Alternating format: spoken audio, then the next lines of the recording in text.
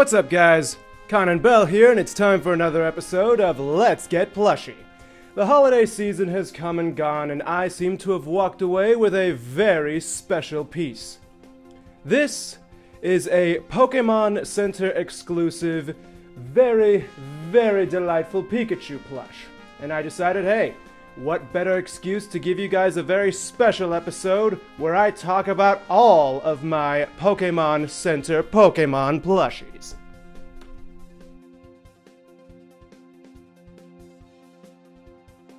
The 4 Pokemon I have from this particular line are Bulbasaur, Charmander, Squirtle, and Pikachu. The first 3 being the original starters of the Kanto region, and Pikachu being the mascot of the entire series. Bulbasaur stands at 5 inches, Charmander and Squirtle both stand at about roughly 7 inches, and Pikachu, from the top of his head to the bottom of his bum, is about 5 3/4 inches. All 4 of these individuals are made of the same kind of very nice soft polyester fiber. The kind that I keep talking about how is becoming a lot more common to use these days because of how nice it feels. Not only that, but from almost every angle, every single one of these figures has near perfect shape to the character they're trying to emulate.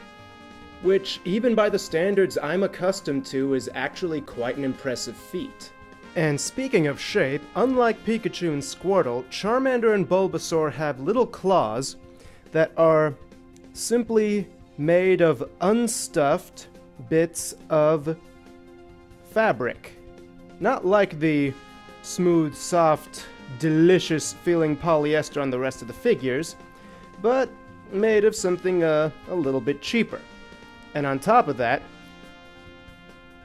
Charmander has little pleathery pads on the soles of his feet.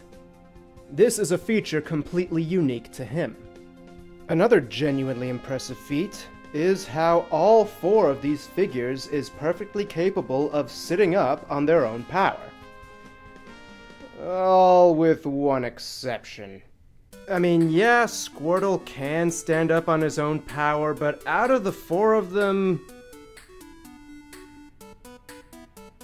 yeah, he is by far the easiest to knock over.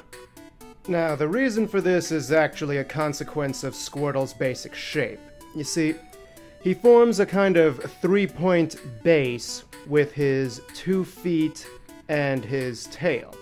But the tail has such a flimsy base because of how little stuffing there is in it that it can waggle back and forth, and so doesn't really give him a whole lot of support as compared to the other 2 that are not Bulbasaur. In contrast, Charmander has a far meatier tail, and it doesn't wiggle around nearly as much, giving him much stronger support. In addition, all 4 use a combination of embroidery and alternate fabric types for their detailing, particularly among the eyes and other facial details, such as Pikachu's red cheeks. On top of that, I've noticed something a little bit strange about the embroidery detailing. Take a good look at Bulbasaur's eyes, and contrast that with Charmander's eyes. If my eyes aren't playing tricks on me, it kinda makes me think that they have different granularity to them, and so make me think that they use different techniques to make them. That might just be me, though. One thing I'm not crazy for thinking, though, is that Bulbasaur's eyes are very clearly different from Squirtle's eyes, which utilize a different color fabric altogether, rather than just embroidery. The same can be said for Pikachu's cheeks, and for Charmander's tail. Charmander's tail is made of 2 different colors of fabric. The red-colored fabric is the same kind of smooth polyester as the rest of the figure, but the yellow is a little bit of a strangely coarser feeling fabric, one that, well, obviously wasn't meant to feel as good as the rest of it, but it's only one small piece. The texture of that yellow flame feels a lot more like Pikachu's cheeks and Squirtle's eye. Fascinating, I know. Now allow me to show you all the wonderful, wacky uses for your very own Pokemon Center Bulbasaur. You can use them to carry around batteries, cheap pens, whatever this thing is, and so much more. The secret to his power is the strange sort of engineering going on in Bulbasaur's bulb. Inside, there's actually a small hole that actually has a little bit of grip to it, which is always interesting in a plush figure, and it actually gives way more avenues for playtime for the kids. Plus it's all pillowy soft and squishy and I like it. Now, I've got to tell you, it took quite some doing to find any significant flaws with any of these figures, but after enough nitpicking, I actually found something. Take a close look at Charmander and Bulbasaur's smiles. They're not actually embroidery detailed like the rest of their faces. They're actually made of a horizontal strip of fabric that is stretched along their faces. And you can see a little bit of a problem with it along Bulbasaur's mouth here. It kind of gets bunched up on one side, and so it doesn't look symmetrical. And on Charmander, it gives him a little bit of a wonky smile. But like I said, it's a nitpick, all things considered, because the figures are still great. What's strange to me, though, is that neither Squirtle nor Pikachu have this kind of detailing on their face. Both of their mouths are embroidered on. And even the lines along Squirtle's shell, both the front and the back, are embroidered rather than inlaid with horizontal fabric. I don't really see why it was necessary to do it that way with Bulbasaur and Charmander. If there was one thing that I truly didn't like and thought was a big enough deal to actually talk about, it would be this seam running along the top of Bulbasaur's snout.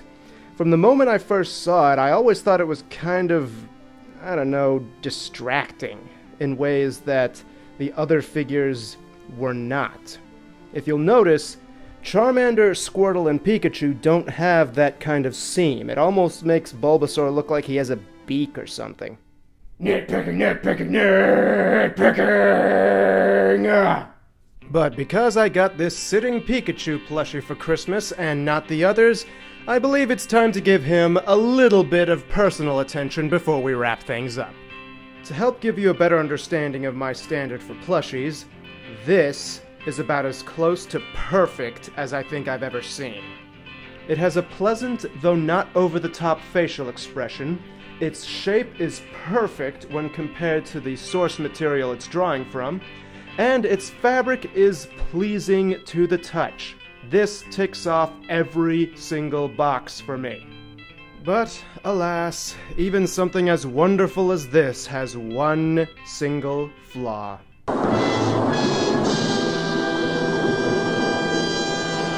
That's right. The tail is not a perfect lightning bolt shape. You have failed me, Pika-Butt. Well, whatever. I'm still very pleased to count these among the very nicest plushies in my collection. Say cheese, everybody! Oh, guys, come on. We three mans of Orient are bearing gifts we traverse afar. Why do I have to carry the gift? Come on, Bulbasaur, you don't want to leave a bad impression on the new Pokemon who's supposed to be here, right? Yeah, I heard he's supposed to be the new king of Pokemon. Yeah, but what kind of king wants a AAA battery for a present? Hey guys, look, we're here. We're here? Whoa. The king in a manger. Actually, that's a cardboard box. Shut it. Whoa.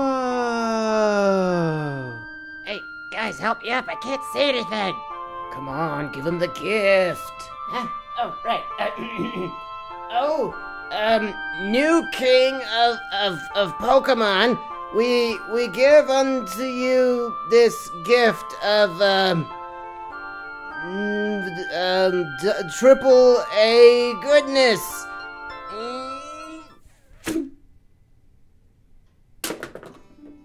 And so the three wise Pokemon spent time with the little Lord Pikachu of Nazareth in order to culminate the wondrous birth that was to change the lives of many from that point forward. We do hope you enjoyed our little performance, and that you did not necessarily take it too seriously. For now, from all of us at Let's Get Plushie to all of you at home, we wish you a very, very happy holidays and a glorious new year. Jordan Mathis and Megan Cloud, Matthew Connorth, patrons so proud. Thank you all for your support and keeping me standing loud. But seriously, guys, thanks a ton for your support and continue being awesome. If you want to get involved in Fighting Leaf stuff today, check out the link in the description below to join my Patreon as well. While you're at it, go check out Steve Sharp's music at Sharp Rain on his YouTube channel because he's friggin' amazing. And finally, if there's anything you want to send in, whether it's for me to review or simply to enjoy, send it to P.O. Box 82, Prospect, Kentucky 40059. Take care, guys, and I will catch you next year. My original plan was actually for Mickey Mouse to appear in that box, and the actual Pikachu was gonna have to fight him for supremacy and stuff, but then I thought, no, that really is a little bit too much.